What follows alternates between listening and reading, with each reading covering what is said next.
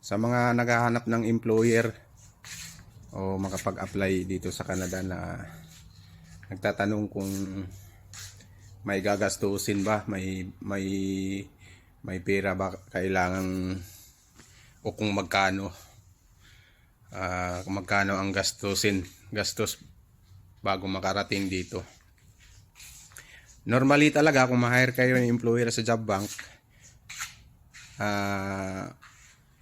ang karamihan yan, yung ay employer, may ano yan sila, may i-refer sila ng may representative sila na consultant na magpa-process sa papel nyo. Either na sasagutin yung employer yung processing fee o yung processing fee ng immigration consultant, kasi yung consultant may bayad talaga kasi yun ang trabaho nila eh. Either na sasagutin nila yung lahat ng gastos, o yung iba i-charge sa iyo yung yung processing fee na consultant. Yun ang karamihan na nangyayari pag ma-hire ka sa job bank. Huwag kayong umaasa lahat na walang gagastusin, na yung ang gagastusin mo lang is passport kaya NBI. Sabi pa nga ng gumagawa ng content, pati medical sasagutin ng employer. Siguro meron yan pag tawag nito, pag high skilled ka, pero pag ina-applyan mo is janitor, server, hindi maari kung hindi ka magagastos ng pera. Hindi ako maniniwala pag ganun. Kaya wag kayong yung mindset nyo, wag nyo ilagay sa isip nyo na wala kayong dapat ilabas na pera, kasi mas lalo kayong hindi makakarating dito. Pag sinabing Canada, meron talagang gagastos ka talaga. Pero sa job bank, hindi ka lakihan. Hindi ka tulad sa kung mag-a-apply ka ng consultancy. Kasi pag sa consultancy, from the start, lamiya, yun yung babayad. Tapos plane ticket sa inyo pa. Pero pag ma-hired ka sa job bank, mga employer, yun lang yung i-charge sa'yo, yung consultant fee, at saka yung agreement yun na kung ano mang may babayaran kung nasa Pinas kayo, sa government fee. Yun, sagot sa applicant yun. Pero pag sinabi na lahat wala lang gagastusin, wala pong ganun, hindi kayong umaasa sa ganun. Huwag kayong padala sa ng bibig. Mas lalo kayong hindi makakarating dito. Kasi ang ginagastos ko, bago kami ng employer na naging okeyhan sa usapan, ina-charge niya sa akin yung consultant fee na 1.5 Canadian dollar. Tapos sa kalaunan, kasi mahirap tayo kumuha ng nung tawag nito ng OEC pag tayo lang magpa-process.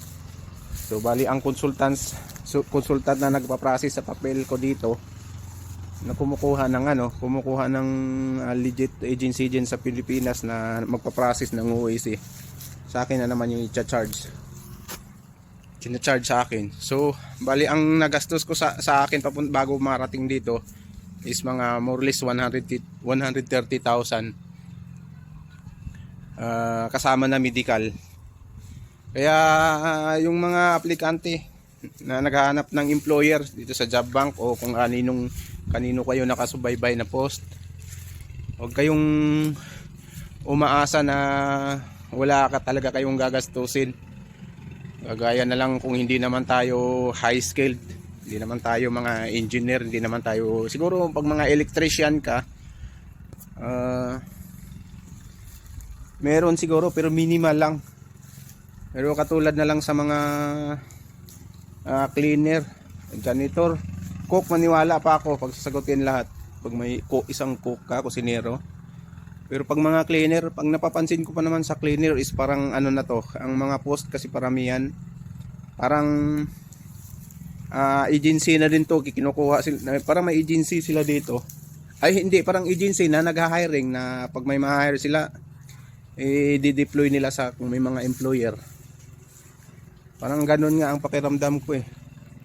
Kaya pag ganun, pag agency kayo nag-a-apply, yung nagpo-post sa job bank, kasi may connected yan sila sa employer, mga malalaking company.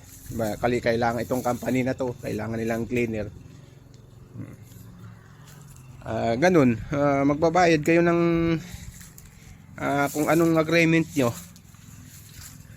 Pero pag maghahanap talaga kayo ng walang bayad, mas lalo kayong hindi makakarating dito. Lalo na kung halimbawa may mag-hire na sana sa inyo, tapos gaganon, upirang kayo ng ganong agreement.